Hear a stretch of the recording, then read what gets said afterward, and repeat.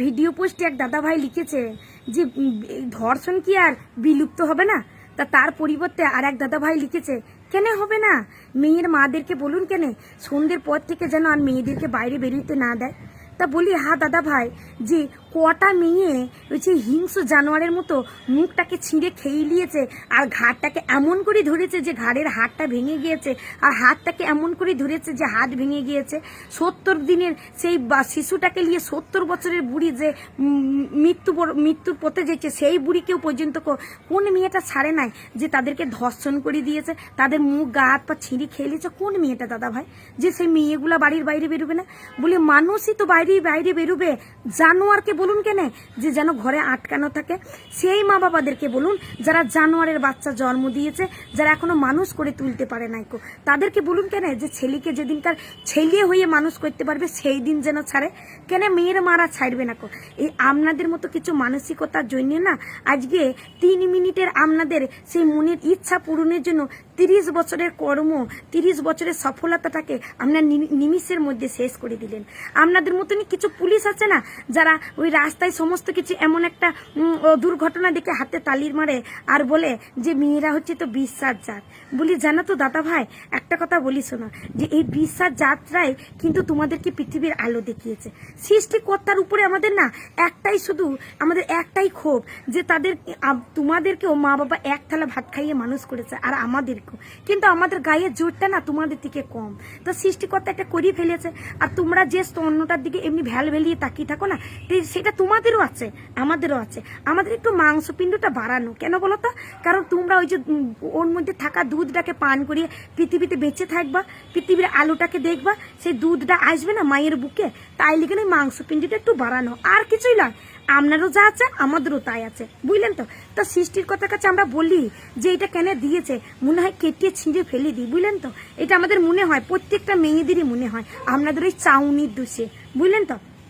তো একটা কথা বলি, সৃষ্টিকর্তা তো আর সৃষ্টিটা বদলাইতে পারবে না কো যে মেয়েদেরকে শক্তি করিয়ে দেবে, মেয়েদের ওই স্তন্যটাকে কেটে আপনাদেরকে লাগিয়ে দেবে, এমন আর পারবে না সৃষ্টিকর্তা। কিন্তু আমরা যদি মনে করি না যে সৃষ্টিকর্তা সৃষ্টিটাকে আমরা বিনাশ ঘটিয়ে দেবো, তা কিন্তু আমরা পারবো। কি করে বলেন তো? সেই যে সদ্য শিশুটাকে জন্ম, মানে আপনাদের মতন মানুষকে যে জন্ম দিয়েছি না, যদি মনে করি যে কুলে নিয়ে যে জিনিসটা থেকে ভ্যাল করে তাকিয়ে থাকো, সেটা যখন খেয়ে বড় হও সেটাকে আমরা ধরি, খাওয়ার সময় আপনাদেরকে সাহায্য করি, আর করবো না, ছেড়ে দেবো। তারই ভারে না হাঁস পাশি তোমরা মরে যাবা, বুঝলে তো? হাঁস পাশি তখন ওই যে পুলিশ দাদাটা হাতে তালি মেরে বলেছিল আমাদেরকে বিশ্বাস, তারা আমাদেরকে আর খুনি বা বিশ্বাস বলে আমাদেরকে সাজা দিতে পারবে না কো। বলবো কি করবো, ঘুমিয়ে পড়েছিলাম তাই সন্তানটা মরে গিয়েছে, বুঝলে তো? এমনি করে তোমাদেরকে আর পৃথিবীতে জন্মই দিতে দেবো না, মানে ছেলে জাতটাকে আর বাঁচতেই দেবো না কো, পুরো বিলুপ্ত করে দেবো, পৃথিবীটাকেই পুরো বিলুপ্ত করে দেবো, বুঝলে তো? এই ক্ষমতাটা আমাদের আছে, বুঝলে তো?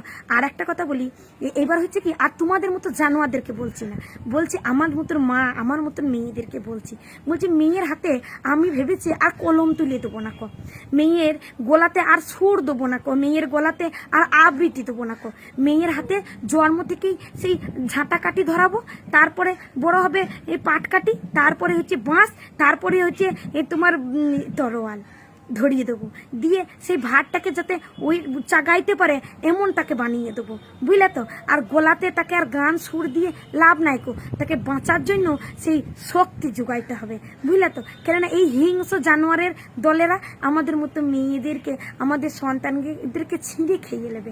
সেই আদিম যুগের মানুষরা যেমন সে লাঠি সুটা নিয়ে থাকতো, হিংস্র জানোয়াররা কখন তাদেরকে ঝাঁপিয়ে পড়বে বলে সবসময় সতর্ক থাকতো, তা আমাদেরকেও সেই রকম থাকতে হবে।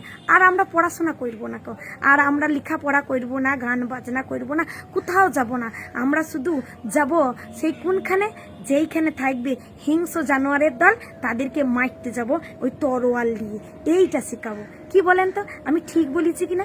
এরা যদি পারে সমাজটাকে ঠিক করব যদি মনে করে, তাইলেই পারে। দু একটা এই যে ফটাফট ফাঁসি দিয়ে ঝুলিয়ে দিলি হয়ে যায় না, দেবে না কো, কেন ওটা হচ্ছে ছেলের মায়েদেরকে কষ্ট দেওয়া যাবে না, কিন্তু মেয়ের মায়েদেরকে মিলা কষ্ট দেওয়া যাবে। বলি ও দাদা ভাই, 2-4টে ফাঁসি দেন কেন? দেখবেন সমাজের ধ্বংসটা না বিলুপ্ত না হলেও মিলা কমে যাবে গো, মিলা কমে যাবে। কিন্তু আপনারা তো করবেন না। তাই আমরা যদি মনে করি যে তোমাদের মতন এই জানোয়ারের দল আমরা জন্ম দেবো না, তা জন্ম দেবো না, বুঝলা তো? কি দিদি ভাইরা, ঠিক বলেছি তো কি না? যদি সহ্যের সীমা পার হয়ে যায় এমনটা প্রতিশ্রুতি নিতে তোমরা বাধ্য হবা কিনা অবশ্যই কমেন্টে জানিয়ে দিয়ে যাবা।